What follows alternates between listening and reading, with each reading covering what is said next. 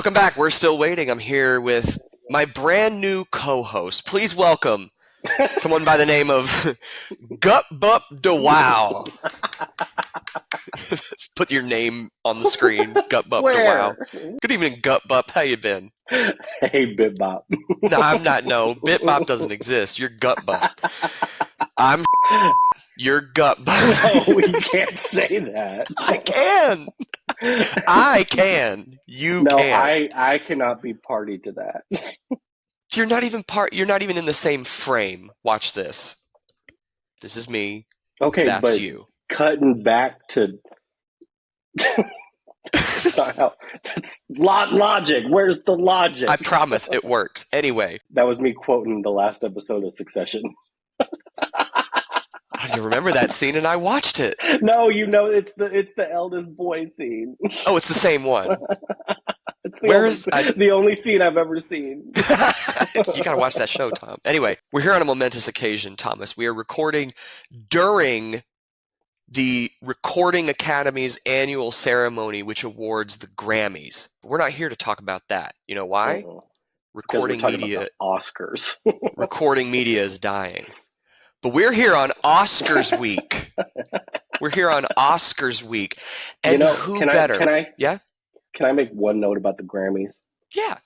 Obama has a Grammy. Wait, can I bring in our guest first, and maybe she can contribute to the discussion? That was my one note. We're done.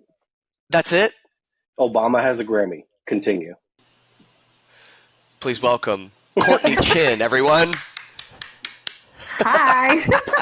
Thomas took up all my intro time talking about Obama has a Grammy. I'm just kidding. No, Thanks, Obama. Jeez.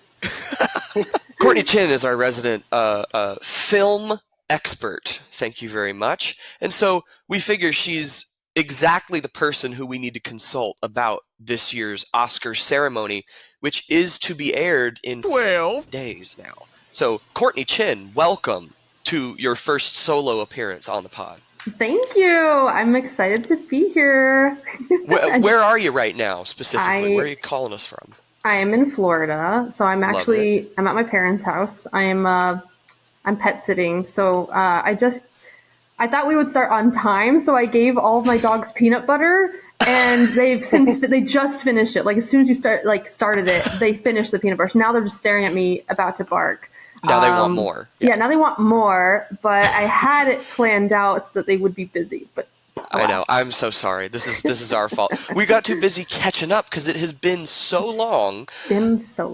I don't think when was the last time I saw you? Was it Michael and Jessica's wedding, maybe? Oh, I was going to say 2020. I forgot about anything other than that. I saw you in New York in 2020. I saw you, yes, and maybe Debbie's wedding? I don't know. Were you at Debbie's wedding? I was at Debbie's wedding. Yeah, then I saw you there. Yeah, that's where it was then. It's always the weddings, right? Yes. So, Courtney Chin, are you still a host of a podcast on your own? So I in 2020, 2021, something like that, I was very ambitious, and I developed a podcast called Films by the Nightshade, and recruited a bunch of people to talk movies, and filmed 5.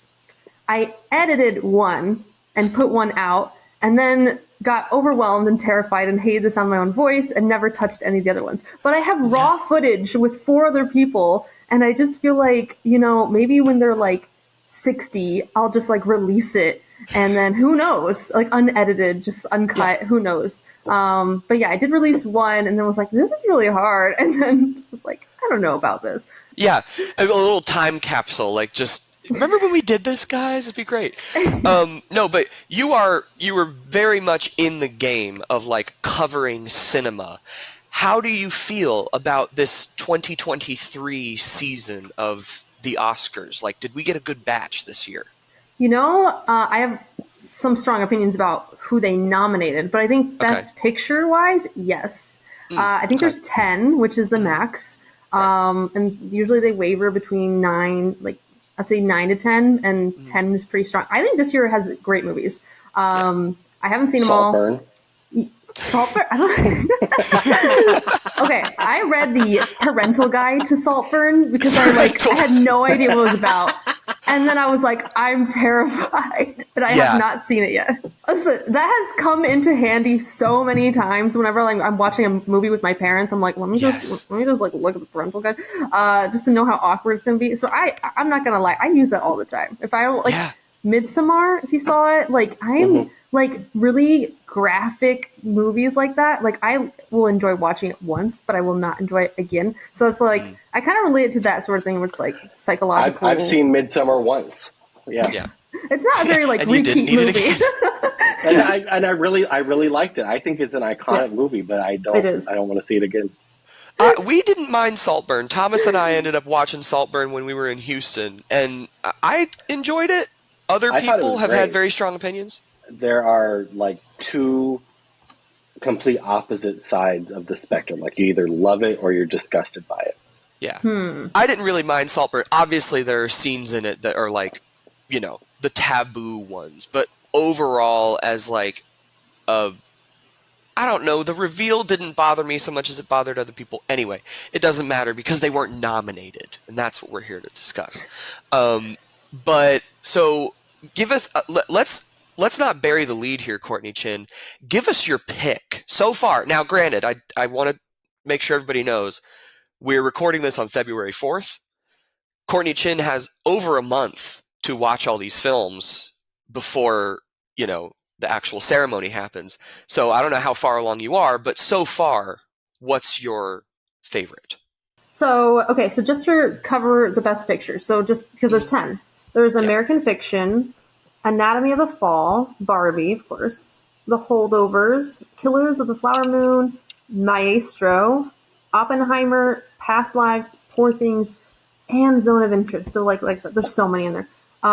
Right off the bat, I'm shocked Maestro was in there. I don't know. It came out of nowhere. I feel like all I heard was like people frustrated with the prosthetics of Bradley Cooper's nose. But so I'm shocked that one's in there. I'm shocked that there's 10, but I think there's a lot of really good ones in there.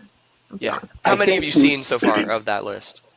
Yeah, I've seen American Fiction, Anatomy of a Fall, Barbie, The Holdovers, Past Lives, and Poor Things. So I think that's 6. Yeah. Yeah. Like that. Oh, you're pretty far along. What were you going to say, Tom? I was going to have notes on Maestro. Thomas did see Maestro. I have not seen I did see Maestro. Yeah. Yeah. The thing about Maestro is like people watch it and are expecting like a biography of Bernstein's life, and that's not what it is. It's about the relationship between him and his wife. So they're thrown off by the fact that like you're seeing not a lot really about his career. It's like they're just making like weird jumps in the timeline because it would be a lot more like, I don't want to say linear, but a lot more straightforward if it was just about his career. But I mean, they're both leading characters in the movie. So I think that like throws people off and makes some people really not like it. That makes sense. And that reminds me of the Elvis movie that came out last year. I think it was like, it was just called Elvis with Austin Butler. And it shouldn't have been called Elvis. It should have been called Elvis Butler's manager, or sorry, Elvis's manager. Because it was from like Tom Hanks's perspective. Like he was the narrator and it was like clearly his perspective. And I was like, why is this called Elvis? So I feel like a lot of these. I heard Tom Hanks I've never seen Elvis, but I recently heard people talking about Tom Hanks getting roasted for that character, just because of the accent. Because Tom Hanks can't do accents. Oh yeah, it was a little out there. So did you? You said you saw Barbie, but not Oppenheimer. I saw when I did the Barbenheimer and only saw Barbie. So that's not a Barbenheimer, Courtney Chin. Come on. You didn't do the Barbie. I went with my fiance and he dressed like Oppenheimer. So we did like the pop culture Barbenheimer. But then I was like, I don't want to actually see Oppenheimer right now. I've been putting it off. Out. Yeah. Yeah. You emotionally did a Barbenheimer. Yes, my heart was in it. Yeah. Emotionally, but not physically present for Oppenheimer. You did a spiritual Barbenheimer. Yeah. Courtney, come back next week, won't you? Next week. Yeah. Like literally next week. No, like literally in about 2 minutes, but as it releases, come back next week. Yes. All right, see you then, Tom.